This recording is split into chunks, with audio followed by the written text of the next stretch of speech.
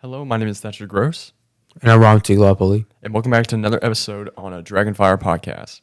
All right, so today I wanted to touch upon a few topics. So the main focus of our discussion will be aimed towards motivation and like how you start your day and like tips to stay consistent. Now, Ram, you were talking to me earlier about this a little bit today. What did you do this morning, or how did you start the morning? I got up at 4, and as my alarm, I set up like so many motivational I set up like a minute of like motivational quotes as my alarm, so I hear them every day. Just to get my mind right, listen to them before getting off the bed. Just get my mind right. So I woke up at like 4 o'clock, and then of course, I brushed my teeth and I hit up a workout. And do you find yourself more productive once you do that, or do you find that yourself doing that way more often recently? Well, I've worked out in the evenings in April, but more consistently, I'm feeling better in the morning, doing workout and like doing so many different things in the morning. Right. That way, afternoon, I have more time to work and just kind of. Yeah, absolutely. You have like a way more space and way more. I feel like, for me at least, like getting up in the morning to run, like for practices on Tuesday, have to be at the school. I have to be at the school at like 5:55 or 5:15, and that just makes it like getting that thing done already for the day just makes the rest of the day easier. In a way, of course, I'm still tired. Of course, I need to prioritize getting to sleep earlier the day prior, and just making sure I'm like feeding myself and also getting the like correct amount of nutrients. Because if I don't, that's just going to negatively impact how I perform the next day, and that goes for any other day forward that you're given. And then, yeah, I think just in general, I think getting up earlier definitely like it sets that like it's kind of like a weight lifted from you a little bit, and like you have way more time in the day to get stuff done. So I think that productivity level increases significantly. And along with that, my parents told me to make this one drink every morning. It's like you have a cup of warm water and ghee. It's basically like clarified butter. Oh, You pour a spoon of ghee into the water, and you mix it like thoroughly until it becomes a solid color. Like it'll be like a yellow color kind of. yeah, yeah. You drink it, and it's gonna like your metabolism goes up even more. Your metabolism already goes up after working out in the morning, so it'll go up even further. And it like speeds up digestion. Gives you more mental clarity throughout the day. Of course. Do you find that being like your way of starting your day? Does that like do you see the difference and the change of like your how much you Well, I started that today, so it'll take me a bit to notice the change. of But so course. I do feel mentally like I feel mentally like better, noticeably mentally better after like getting up in the morning and Right. working out. Whereas my mind when um not working out in the morning, it's just kind of dull. Yeah, yeah.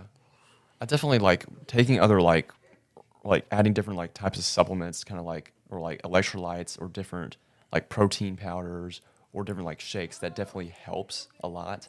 I think that adds like a bunch of the like. It's also fun to do that. And getting protein is challenging for me because I'm vegetarian. Right. So we had to rely on beans. Well, I had oats today for breakfast, so I didn't make a shake. So oats, fruits with full fruits, grapes, apples, chopped apples, walnuts. It's at least like 30 grams of protein. What do you, and judging by the protein, I know like it could be a bit conflicting, but what do you think is the recommended protein that I should take? Let's say I'm 170 pounds. 170. Okay. How much protein do you think I should take? Obviously, it differs depending on weight and the person and like what the person is doing. That's always the case. But I would say a minimum of probably 20 to 30 grams of protein a day.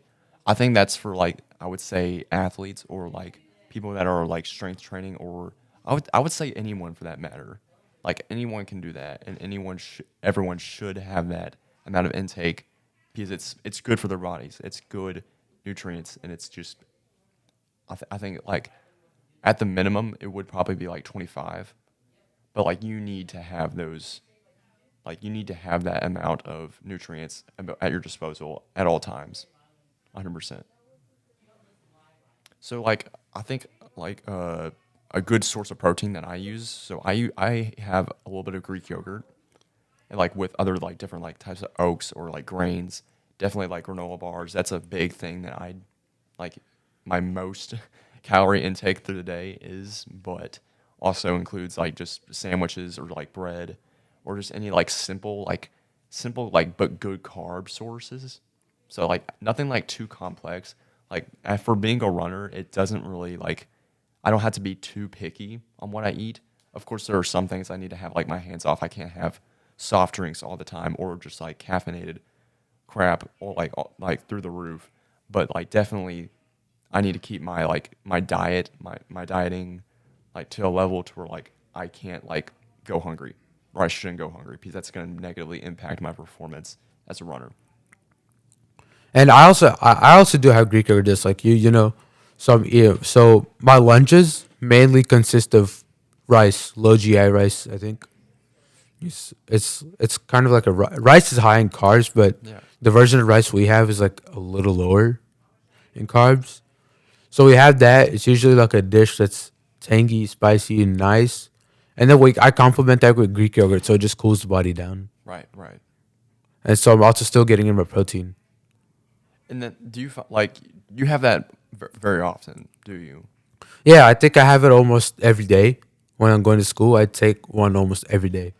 I think simple things like that, like it's like being consistent with your food intake, like not like having anything irregular or like disturbing the process, having that like very like similar thing to go back to all the time. That's very helpful. I feel like, and or just like even adding new foods and like just like constantly eating it, that like the body knows how to react to that. Like the body knows what to do in that situation. But moving on from the food aspect of like getting fit and like staying fit and like being like better in that sense, what do you recommend like hours of sleep wise? Well, that's really something you try to find out for yourself. It varies for different people. You know, some people can function on 6. You had to like kind of experiment, find out how well you function. But I think I function pretty well throughout the day with at least 6.5 hours of sleep to 7.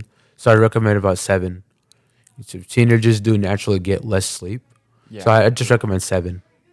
definitely pieces like with schoolwork and also like lots of different just like extracurricular or like family outside like events or something. Just like if you're getting involved like crap like with a bunch of stuff like outside of school, that definitely affects that or your sleep or say scrolling on Instagram or for an example, like that's not like ideal.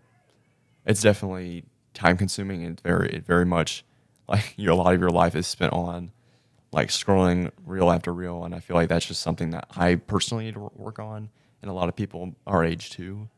So definitely, like I think I need to work on having like an hour before I hit the hay, like I just like completely like power off, like not look at a screen, which is it is difficult because we are like the resources that we use today like heavily relies on the technology that we use.